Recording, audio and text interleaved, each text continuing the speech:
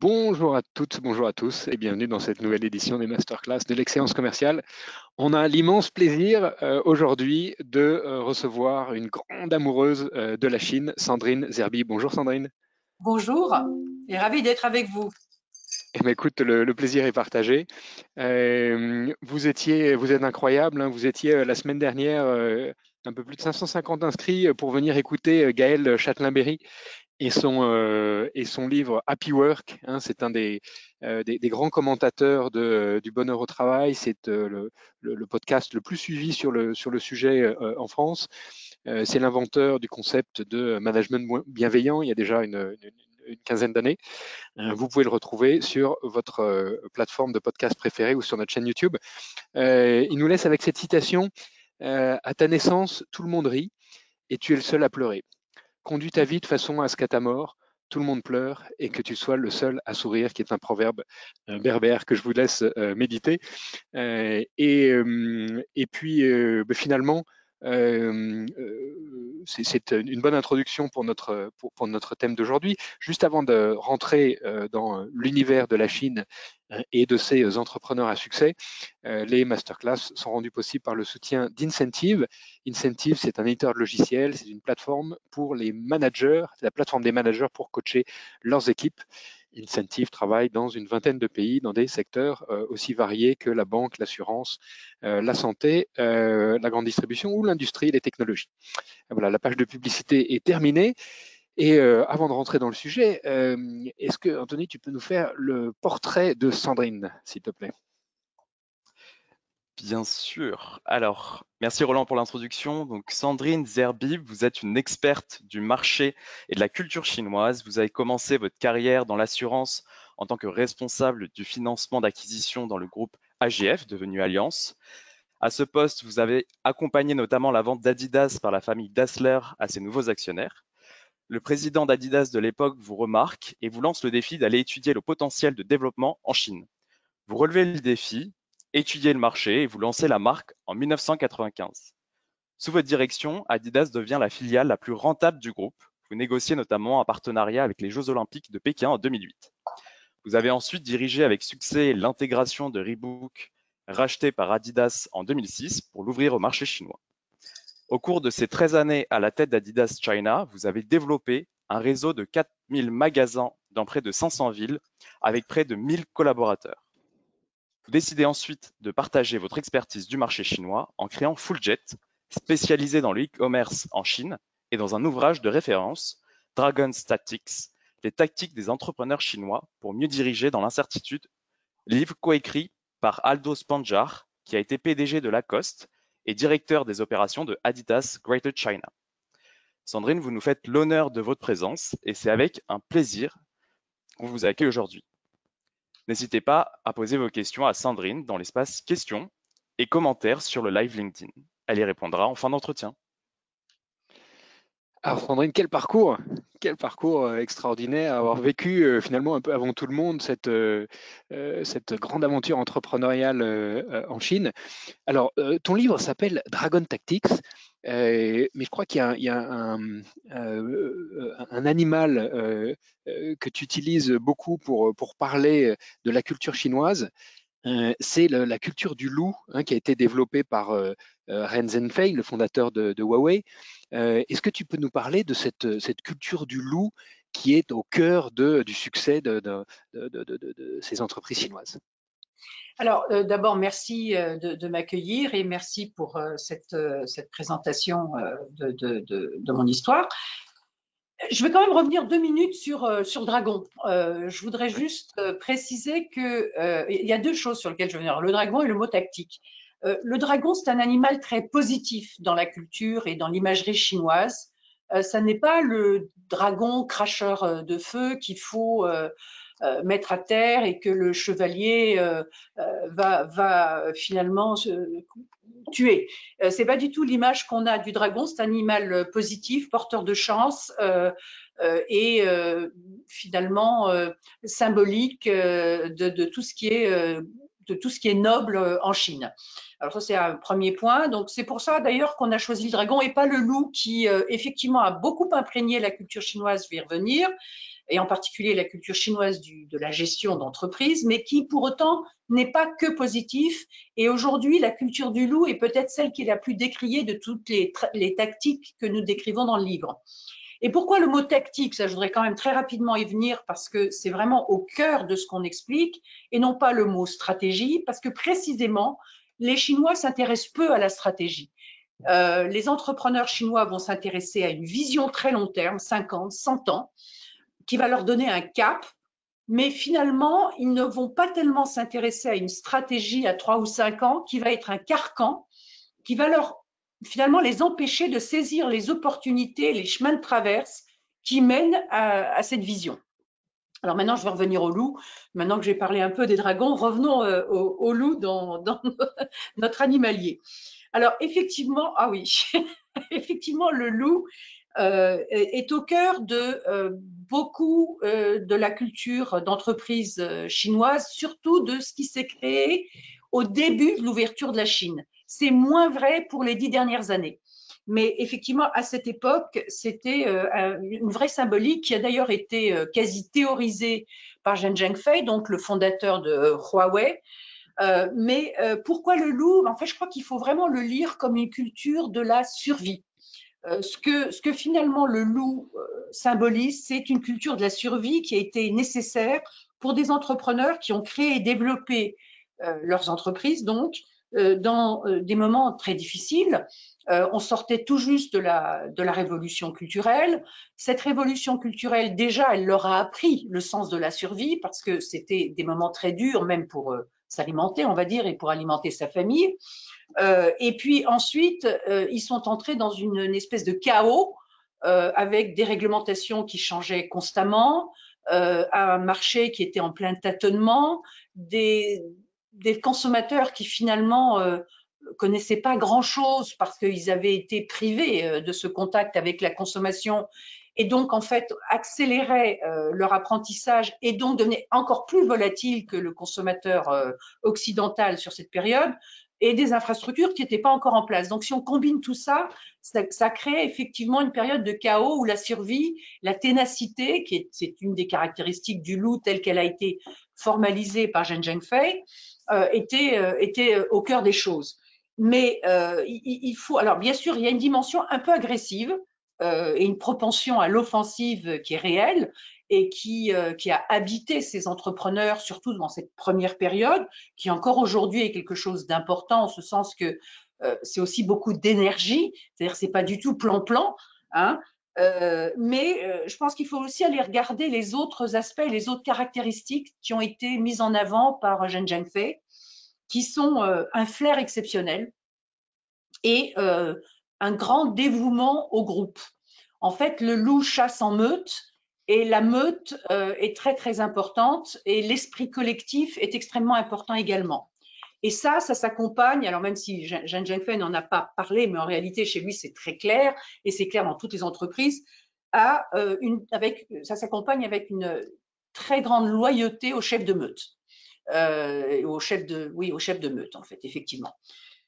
Donc revenons un petit peu à ces caractéristiques avec cette idée de survie, de mentalité de survie qui est au cœur des caractéristiques du loup.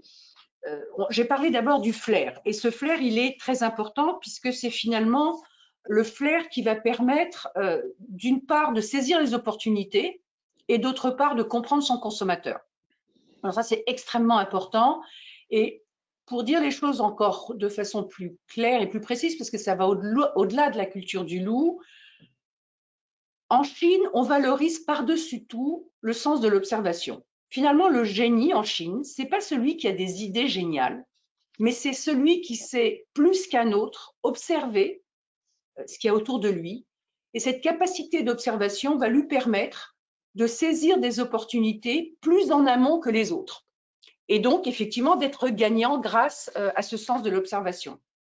Et en fait, ça conduit, et c'est très ancré dans la culture chinoise. Quand je vous dis que ce qu'on valorise, c'est le sens de l'observation plus que le bien pensé, ça n'est pas que dans les entreprises, c'est vraiment dans l'ensemble de la culture chinoise, la capacité d'observation d'une nature, parce que ça reste quand même un pays qui est très ancré dans la nature, en ce sens que c'est un pays qui est fondamentalement agricole dans son histoire. Donc, observer la nature autour de soi, la nature comprenant d'ailleurs les êtres humains, et comprendre ce qui se passe et s'adapter constamment à ce qui se passe dans un environnement changeant, c'est vraiment au cœur de la culture chinoise et ça a imprégné les cultures d'entreprise et les cultures de gestion d'entreprise. Dans la capacité d'observation, c'est ce que j'appelle ce flair qui va permettre effectivement de saisir des opportunités là où les autres n'en sont pas capables et de les saisir très en amont. De la même façon, cette capacité à comprendre le consommateur qui est très fine et qui vraiment met le consommateur au centre de tout. On parle beaucoup de consumer centricity dans nos entreprises occidentales, mais on le pratique mal, en tout cas pas aussi bien que les Chinois.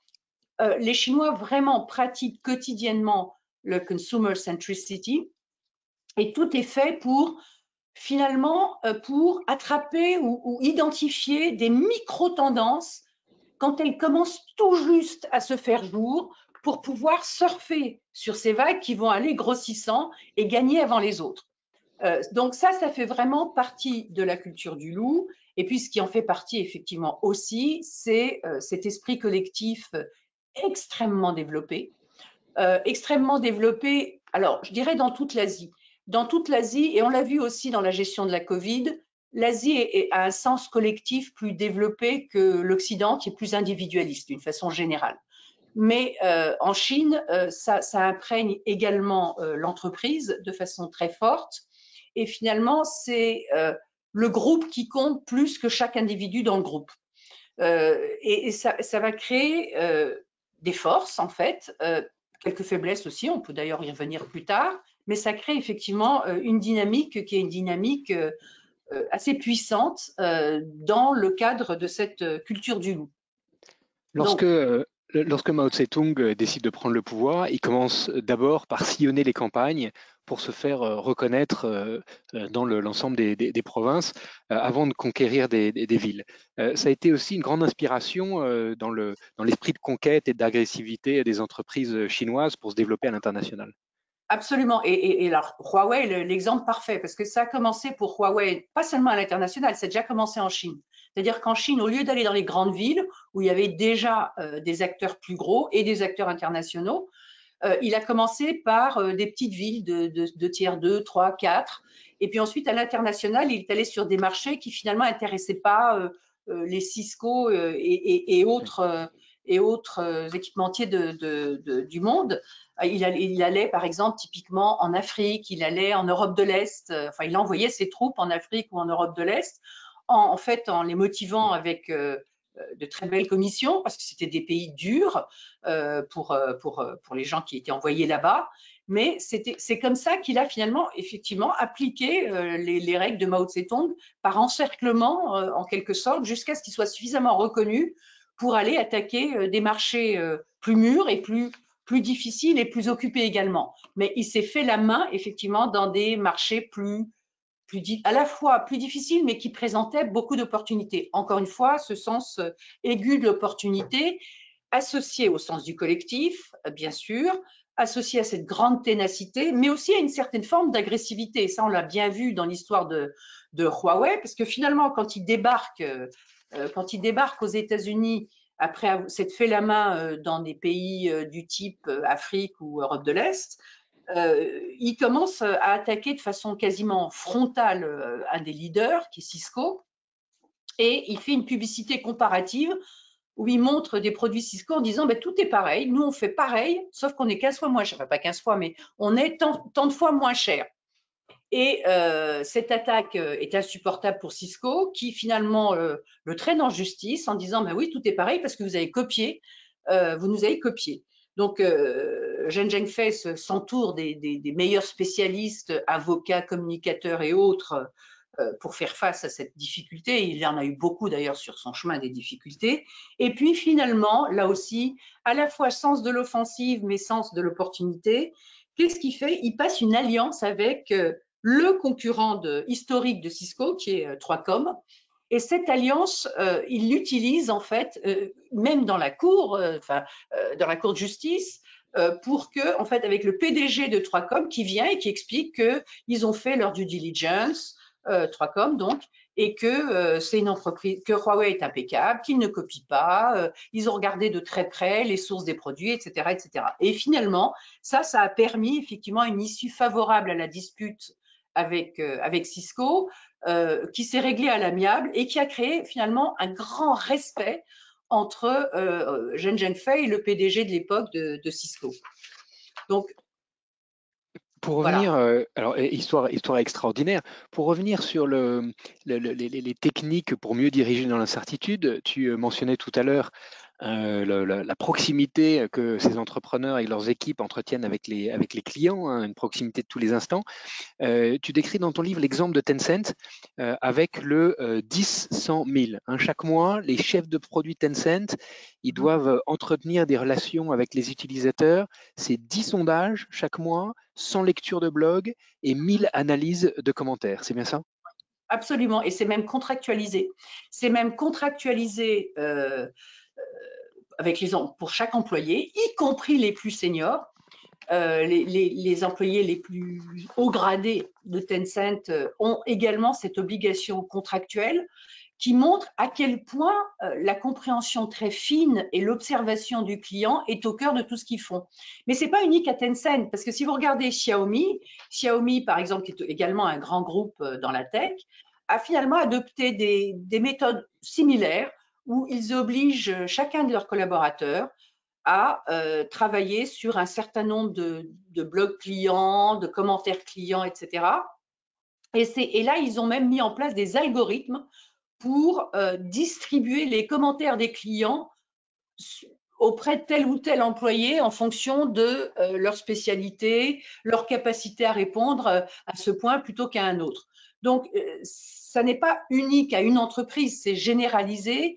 L'observation permanente du client et évidemment l'utilisation aussi de la data pour scientifiser, si je puis dire, ou rendre plus scientifique cette observation du client. Et ça, c'est allé effectivement très loin et beaucoup plus loin que tout ce qu'on a pu nous inventer en matière de consumer centricity.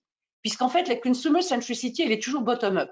C'est jamais une grille de lecture imposée à la réalité, c'est toujours véritablement une observation de la réalité dont on va tirer un certain nombre d'enseignements pour agir. Customer Centricity, toujours bottom-up, en effectivement pas mal de leçons à en tirer.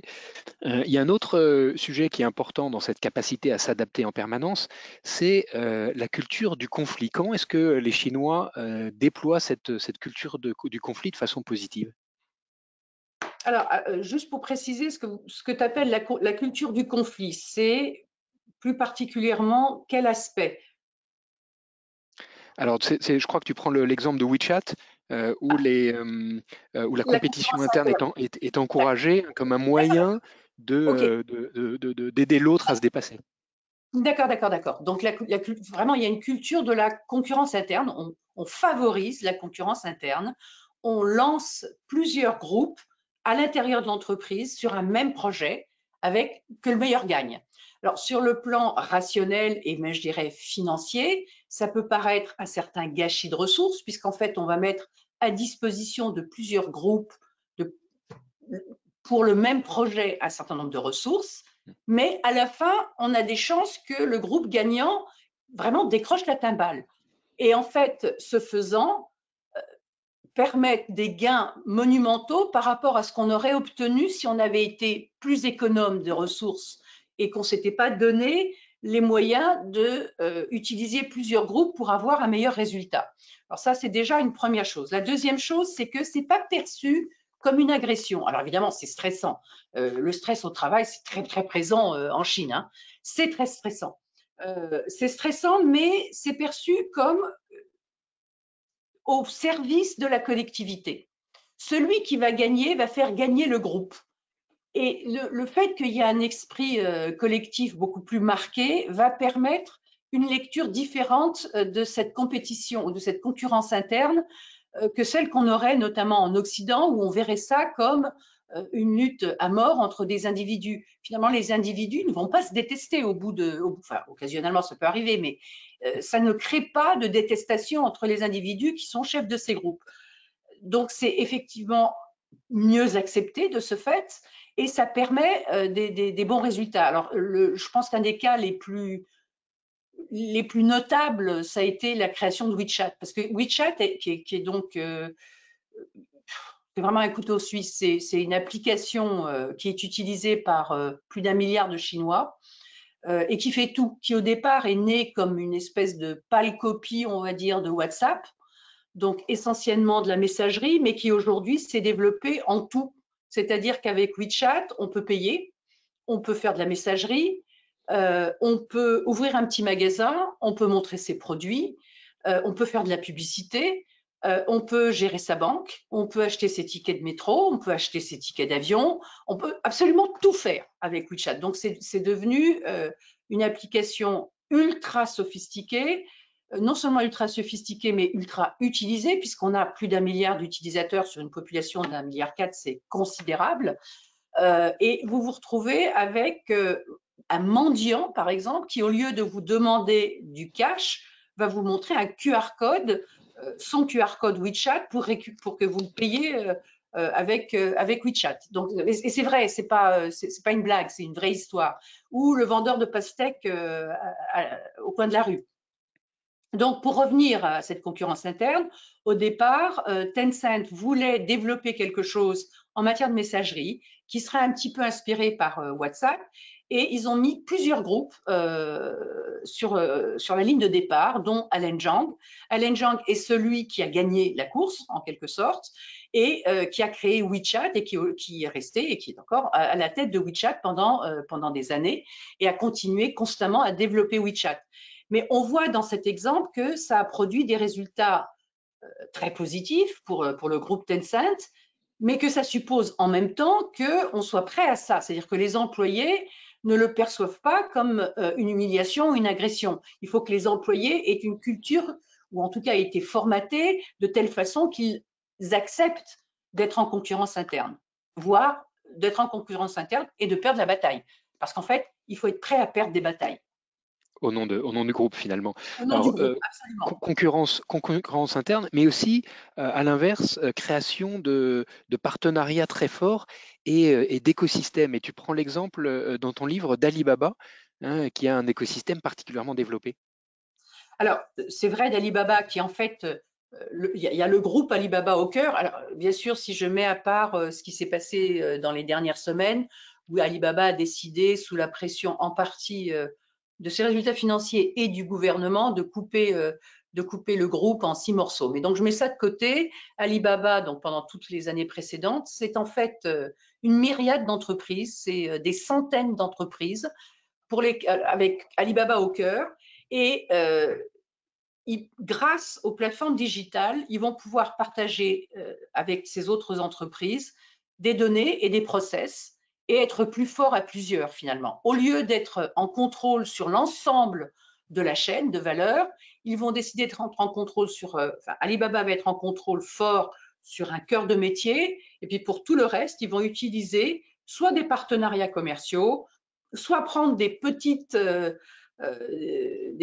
participations dans certaines de ces entreprises, soit des participations plus importantes, mais ça va leur permettre d'accélérer, ça leur a permis en fait d'accélérer considérablement leur développement, alors que s'ils avaient dû créer en interne tous ces actifs pour pouvoir les contrôler à 100%, ça aurait mis 10 fois plus de temps.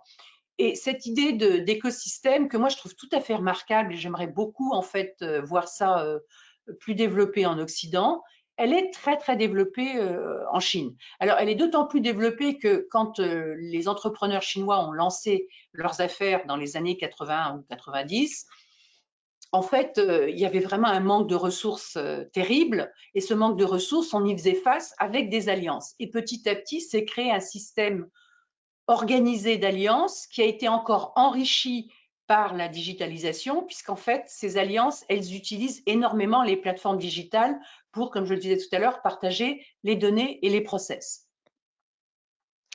Alors ça nous amène à la data. Hein, la data est finalement à travers l'image du boulier, on a cette culture ancestrale de la data. Tu prends dans ton livre l'exemple de Burberry, un Burberry qui a lancé à Shenzhen le premier social retail store grâce à un partenariat avec Tencent. Que le CEO Marco Gobbetti est venu inaugurer. Vous avez là quelques images avec de la réalité virtuelle, avec des expériences personnalisées, avec du contenu exclusif, avec une monnaie sociale. Vraiment, la data, elle devient omniprésente en Chine avec cette capacité de rassembler des quantités de données extraordinaires qui viennent alimenter tous les algorithmes. Tout à fait. Alors, pour revenir à ce magasin, effectivement, c'est tout à fait unique. Moi, j'ai jamais vu ça nulle part ailleurs. On entre dans le magasin, on est identifié parce qu'on entre dans le magasin, on est déjà, en fait, on suit le groupe sur WeChat. On va suivre le groupe Burberry sur WeChat. Et donc, on est identifié et on va utiliser, en quelque sorte, une monnaie sociale pour débloquer un certain nombre de fonctionnalités dans le magasin. Donc, si j'envoie, je sais pas moi, si j'envoie un truc à mes amis qui parlent de Burberry ou de tel produit dans le magasin, je vais débloquer des fonctionnalités qui vont me permettre de voir plus de choses, de faire plus de choses, de participer à des jeux, d'aller dans le restaurant et d'ouvrir des menus qui sont exclusivement réservés à ceux qui ont accumulé un certain nombre de points. Donc, c'est vraiment un concept tout à fait nouveau. Mais pour revenir à la data, je dirais que la première chose qui est surprenante quand on est en Chine et quand on a été en Chine toutes ces dernières années, c'est que finalement la technologie ne fait pas peur, mais au contraire, elle est accueillie à bras ouverts par la population. Elle ne fait, et même l'intelligence artificielle. L'intelligence artificielle, si on regarde la littérature d'ensemble qu'on voit en Occident, c'est perçu en Occident comme un danger pour l'humanité. C'est pas du tout comme ça que les choses sont vues en Chine. Les Chinois, en règle générale, accueillent la technologie avec bonheur et perçoivent dans la technologie la solution à beaucoup de soucis et beaucoup de problèmes. Alors, ça a été en plus une réalité. Si on parle je sais pas moi, par exemple du domaine médical ou de l'e-commerce, c'est la même chose, mais dans le domaine médical, c'est très frappant. La Chine a voulu donc se développer, mais clairement n'avait pas les infrastructures et n'a toujours pas les infrastructures pour avoir des hôpitaux de qualité dans toutes les géographies chinoises. Et la télémédecine et la capacité à faire des diagnostics de grande qualité à distance grâce à l'intelligence artificielle, ça a tout changé pour beaucoup de gens. Ça a permis d'accéder finalement à une médecine de qualité qui était absolument impossible à avoir à 10, 20, 50 km de chez soi. Donc, c'est vraiment perçu de cette façon. De la même façon, l'e-commerce est extrêmement développé en Chine puisque ça représente pratiquement 50% des ventes de détail aujourd'hui, tout compris. On vend même des voitures comme ça, hein, c'est quelque chose qu'il ne faut pas oublier. Et là aussi, l'e-commerce est d'autant mieux développé que les infrastructures commerciales et l'expérience magasin avant l'apparition de l'e-commerce étaient finalement pas terribles. Et comme c'était pas terrible, on s'est rué sur l'e-commerce qui a beaucoup plu. Donc ça, c'est vraiment un fond très important. C'est ce qui fait aussi que tout le monde a accepté avec plaisir les moyens de paiement mobile qui aujourd'hui en fait représentent 90% des paiements en Chine et sont très concentrés sur Alipay et sur WeChat Pay. Et en fait, entre Alipay et WeChat Pay, ça représente grosso modo 90% des paiements quotidiens, ce qui est tout à fait considérable. Les gens n'ont plus de cash du tout. Et on a sauté par-dessus l'étape chéquier, carte de crédit, tout ça, finalement, on l'a jamais eu. On est passé, enfin pour beaucoup de gens, on est passé du cash aux moyens de paiement mobile qui, à leur tour, produisent une quantité de données absolument fabuleuse parce que quand on traque des paiements, c'est toute la vie des gens qu'on a finalement à disposition. Alors, le deuxième point qui me paraît très important, c'est que ça a été un effort national. C'est-à-dire qu'il y avait et il y a toujours une politique, une stratégie nationale de la technologie très marquée avec un plan qui a été articulé dès les années 2010, un plan à 5 ans qui a été articulé par le gouvernement, des partenariats publics-privés qui ont permis des accélérations, alors qui ont aussi permis à un certain moment, quand ils se sont dit ben, finalement c'est allé trop dans la direction de la consommation et du divertissement, on va donner un grand coup sur la tête à Tencent et à Alibaba et on va se refocaliser, je parle du gouvernement, hein, refocaliser les efforts sur ce qui va participer au développement, au déploiement d'une économie d'autonomie, aux microprocesseurs, à la robotique, aux batteries, et on voit très bien aujourd'hui que c'est ce chemin-là qui a été pris. Il n'en reste pas moins que c'est effectivement très cohérent puisqu'on a d'une part des entreprises privées qui ont activement participé à ce développement, on a d'autre part un gouvernement qui a mis en place un plan et une stratégie nationale de développement technologique et on a une population qui accueille à bras ouverts tout ça. Donc, avec tous ces éléments, ça a permis des progrès considérables et notamment dans l'utilisation de la data et dans l'utilisation très répandue de l'intelligence artificielle. Alors aujourd'hui, évidemment, depuis quelques semaines ou de quelques mois, on ne parle que de ChatGPT, mais au-delà de ChatGPT, il y a beaucoup de choses qui se passent dans l'intelligence artificielle, y compris en Chine, et y compris notamment alors dans tout ce qui va être de la consommation. C'est très, très utilisé pour précisément mieux comprendre son consommateur, travailler très en amont des tendances et créer du produit qui va être le produit que veulent acheter les consommateurs ou les utilisateurs, selon qu'on veuille les appeler comme ceci ou comme cela, au lieu de créer à l'aveugle des tonnes de produits qui vont rester invendus pour une grande part d'entre eux. Et on voit aujourd'hui pas mal d'entreprises, notamment dans tout ce qui est mode, habillement, sport, les entreprises locales sont en train de gagner énormément de terrain en Chine parce qu'elles ont cette capacité à utiliser la donnée pour rester très près du consommateur et changer complètement leur cycle de création de produits en étant plus près des tendances sur des périodes beaucoup plus courtes. Et je crois que là, dans ce domaine, le champion, toute catégorie, même si c'est pas en Chine qu'ils vendent, mais c'est dans le reste du monde, c'est Chine. Chine, finalement, c'est comme ça qu'ils travaillent. Ils sont en train de battre ceux qui avaient révolutionné l'habillement comme Zara, sont en train d'être battus par Chine, qui est une entreprise donc chinoise, mais qui ne vend pratiquement qu'en dehors de Chine, en utilisant à fond l'intelligence artificielle et les données pour comprendre quelles sont les micro-tendances, en allant jusqu'à produire attention, créer, mais c'est pas eux qui produisent, ils n'ont pas de production, hein, ils travaillent avec beaucoup de petits entrepôts, workshops, ateliers, pardon, mais ils créent jusqu'à 1 millier de SKU par jour, ce qui paraît extraordinaire. Nous, on a été, enfin moi en tout cas, on a été élevé dans l'idée qu'il fallait constamment réduire le nombre de modèles pour optimiser sa supply chain et sa gestion de stock. En réalité, réduire le nombre de modèles, c'est donner moins de choix aux consommateurs.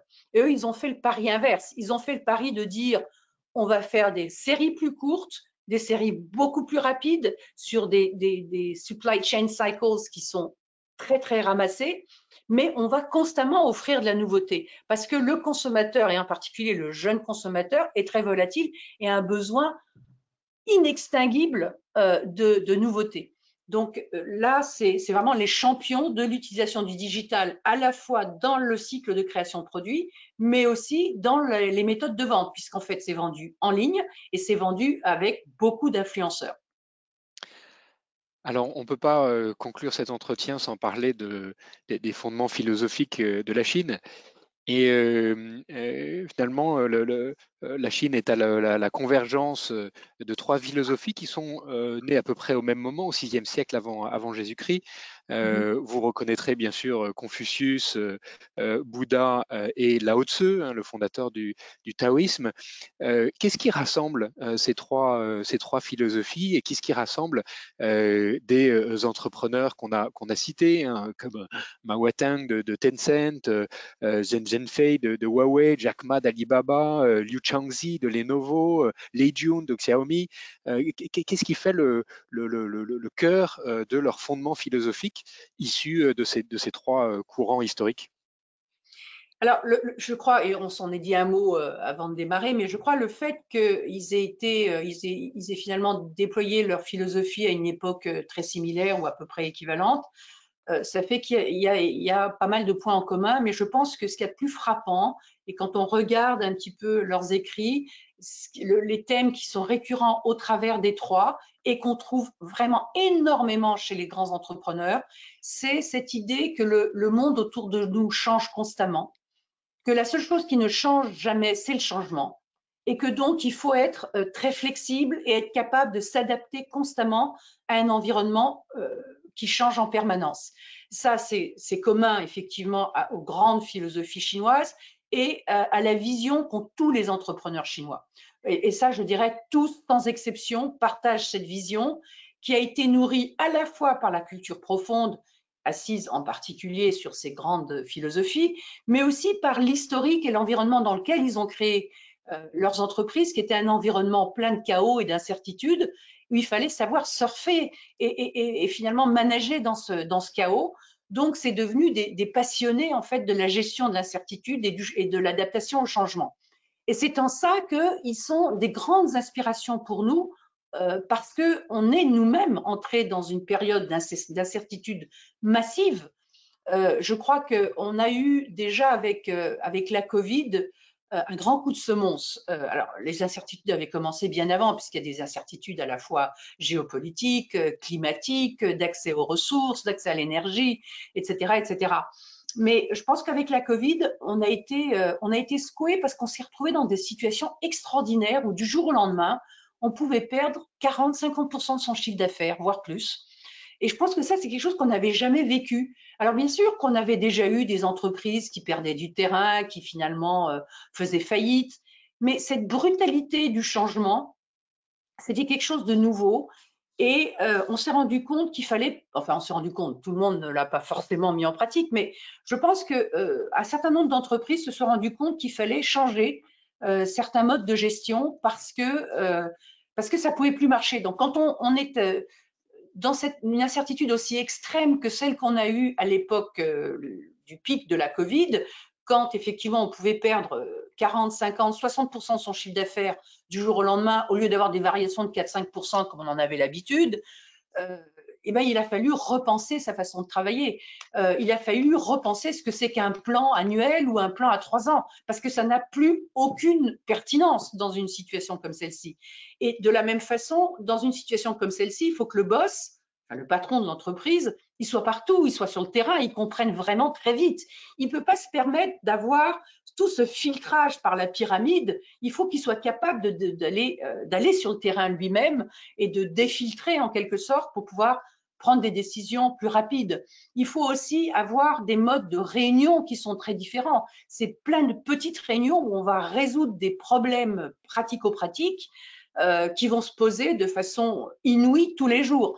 Donc, et on va constamment être dans le replanning process, choses qui ont été très travaillées en Chine et même théorisées, par exemple, par le groupe Alibaba, qui a vraiment mis en place de façon systématique un système de replanning pour pouvoir faire face à ce changement permanent.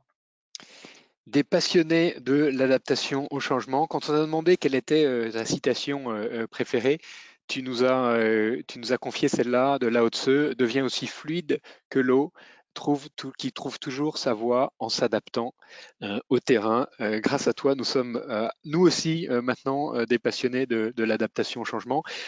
Si vous voulez aller plus loin, bien sûr, précipitez-vous à la FNAC pour acheter Dragon Tactics, les tactiques des entrepreneurs chinois pour mieux diriger dans l'incertitude. C'est un bouquin qui se lit comme un roman, qui est passionnant, avec toutes les anecdotes et tous les grands entrepreneurs chinois qu'on a cités aujourd'hui.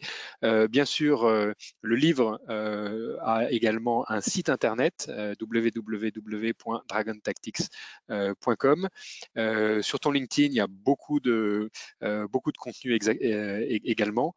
Et puis quelques ouvrages complémentaires, La souplesse du dragon par Cyril Javary, Les fondamentaux de la culture chinoise, Le traité de l'efficacité par François Julien, L'intelligence de la Chine, le social et le mental par Jacques Gernet aux éditions éditions Gallimard. Un livre Yi Jing, qui est un des 5 livres fondamentaux du confucianisme. Yi, ça veut dire le changement, je crois, et quand c'est un adjectif, ça veut dire facile, donc c'est un peu le livre du changement, le livre des changements. Et puis China Disruptors de Emma Seppala en anglais, et AI Superpowers de Kai-Fu Lee, qui est un investisseur chinois qui décrit le parallèle entre la Silicon Valley et les grands entrepreneurs technologiques chinois.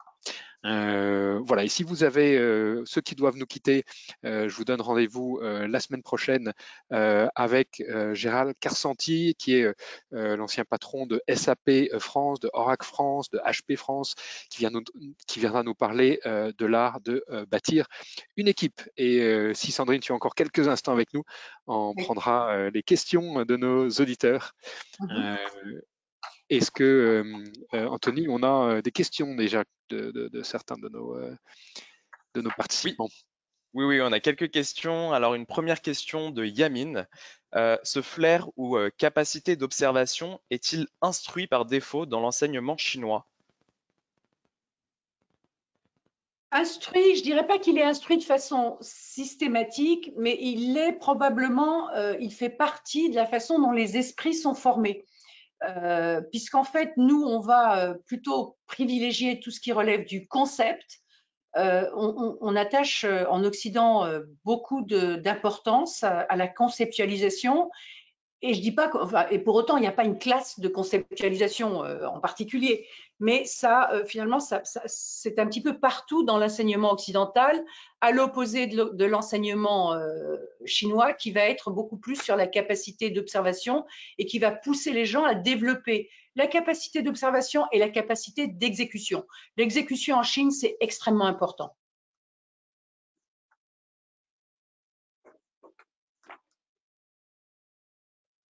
J'ai une deuxième question de Victor. Donc, en Chine, le groupe prévaut sur l'individu, mais comment expliquer l'idéalisation du leader? Parce qu'il y a quand même des individus d'exception, et je dirais que ça aussi, ça fait partie de la culture chinoise profonde, qui est une culture centralisée où, alors, ce qui se passe déjà au niveau du pays tout entier, on a un empereur, on a pratiquement toujours eu un empereur, et je dirais que même aujourd'hui, on a un leader central qui, en quelque sorte, ça se rapproche de ce que serait un empereur. Mais ce qui est intéressant, c'est que ce mandat du ciel, qui est reçu par ces gens d'exception, et donc c'est un petit peu la même chose avec l'entrepreneur qui a créé son entreprise et qui est l'homme d'exception. C'est très différent de la monarchie de droit divin telle qu'on la connaît chez nous, par exemple. Dans la monarchie de droit divin, d'abord, on doit être noble pour être un monarque. Il faut faire partie de certaines familles, ce qui n'est pas du tout le cas en Chine. Il n'y a pas besoin. Enfin, on peut être un empereur et donc un entrepreneur. Et vous avez des grands entrepreneurs qui viennent de rien, qui viennent de la campagne, qui viennent de villages, qui viennent de familles très pauvres, etc. Y compris les plus grands noms. Enfin, Jack Ma, c'est pas quelqu'un qui vient d'une grande famille. Pony Ma non plus, Zheng Zhengfei non plus, enfin, etc. Mais parce que ce mandat du ciel, il est assorti de, et il est plus qu'assorti, c'est-à-dire qu'il y a une attente pour que celui à qui on confie le mandat ait des qualités d'exception, des qualités éthiques, des qualités de souci de ses équipes, alors ou de sa population si c'est un empereur. Et on retrouve ça au niveau national et au niveau des entreprises. Donc, encore une fois, la Chine est pleine de paradoxes, mais on peut avoir effectivement le sens du collectif et en même temps un mandat du ciel ou un mandat, je ne sais pas si on peut appeler ça toujours du ciel pour les entrepreneurs, mais qui exige effectivement en retour pour celui qui le reçoit des qualités à la fois éthiques, mais aussi des qualités professionnelles, en l'occurrence pour les entreprises, d'être capable de protéger ses employés et de les faire prospérer. Et une dernière question de Lucie. Comment ces techniques peuvent être mises en place dans les entreprises françaises? Alors, c'est pas une question facile parce que il y en a qui seront très difficiles à mettre en place. Et une partie de ce qui relève de la culture du loup, en particulier tout ce qui est grande offensive, attaque en meute, loyauté absolue vis-à-vis du chef. Ça, c'est des choses qui culturellement seront très très difficiles à refléter ou à mettre en place dans les entreprises françaises et qui d'ailleurs sont déjà en partie, en tout cas la culture du travail forcené, ce qu'on a appelé aussi le 9-9-6, c'est-à-dire de 9h à 9h, 6 jours par semaine, qui a été mise en place par Jack Ma pour Alibaba, mais qui ensuite est devenue une expression qui a touché l'ensemble des entreprises. Bon, ben ça, même la jeunesse chinoise n'en veut plus. Donc ça, c'est déjà des choses qui changent. Mais je pense qu'il y a quand même 2 ou 3 éléments dans tout ça qui méritent d'être regardés de près et d'être importés en quelque sorte. La première, c'est l'adaptabilité, la flexibilité, la rapidité. Je pense qu'on a vraiment besoin de retourner vers ces choses-là, sachant que beaucoup de nos grands groupes ont perdu ce contact avec le réel et ce contact qui leur permettrait d'avoir cette capacité d'observation et d'adaptation, de flexibilité, d'adaptabilité et de rapidité. De la même façon, je pense qu'il faut réinjecter de l'esprit d'entreprise dans nos entreprises qui l'ont largement perdu. Et je pense que c'est quelque chose que les chefs d'entreprise chinois ont beaucoup réfléchi. C'est pas juste comme ça s'est fait. Ils se sont vraiment posé la question. Vous avez beaucoup d'entrepreneurs qui ont décidé, je crois que je citais tout à l'heure Hire, qui a cassé en fait son groupe en de multiples petites entreprises. Et vous avez des gens qui sont allés encore plus loin dans ce domaine. Vous avez aussi des chaînes de supermarchés qui ont décidé d'utiliser leur chef de rayon comme petite entreprise, etc., etc. Donc il y a eu beaucoup de réflexions sur comment je peux motiver les équipes en réinjectant de l'esprit d'entrepreneuriat. Donc ça mérite d'être regardé de près. Et puis tout ce qui va être consumer centricity, qu'on essaye de mettre en place ici, mais qui finalement on est encore assez loin parce qu'on a tendance à imposer des grilles de lecture sur le consommateur au lieu d'observer le consommateur. Ça c'est encore un autre domaine d'apprentissage qui me paraît extrêmement important et pas trop compliqué à mettre en place. C'est une question de volonté. La dernière que j'aimerais peut-être, avant de vous quitter, donc signaler, c'est aussi l'esprit de famille. L'esprit de famille, c'est-à-dire, moi, c'est quelque chose que j'ai beaucoup apprécié en Chine, c'est que dans les grandes entreprises, on a des liens émotionnels entre le patron et ses équipes ou entre les différents membres de l'équipe, même si de temps en temps, bien sûr qu'il y a des gens qui se détestent comme partout, mais il y a un lien émotionnel qui, d'ailleurs dans les familles aussi, il y a des gens qui se détestent, mais il y a un lien émotionnel qui relève finalement de l'atmosphère de famille. Et c'est beaucoup plus puissant que tout ce qu'on peut faire en matière de, vous savez, quand on met des grands posters sur vision, values, en réalité, c'est beaucoup plus puissant et ça crée du lien entre les gens parce que il y a une dimension humaine et émotionnelle qui est en train de disparaître de nos entreprises, encore une fois, parce que c'est des grands groupes. Alors c'est vrai qu'en Chine, ils bénéficient du fait qu'aujourd'hui, c'est encore des groupes qui sont pour la plupart gérés par le fondateur. Donc ils ont encore cette fraîcheur que beaucoup de grands groupes ont perdue, mais que les Chinois ont à cœur de maintenir même post-succession. Une fraîcheur et l'esprit de famille, c'est tout ce qu'on essaye de cultiver au masterclass de l'excellence commerciale. Un immense merci Sandrine pour cette masterclass de haute volée.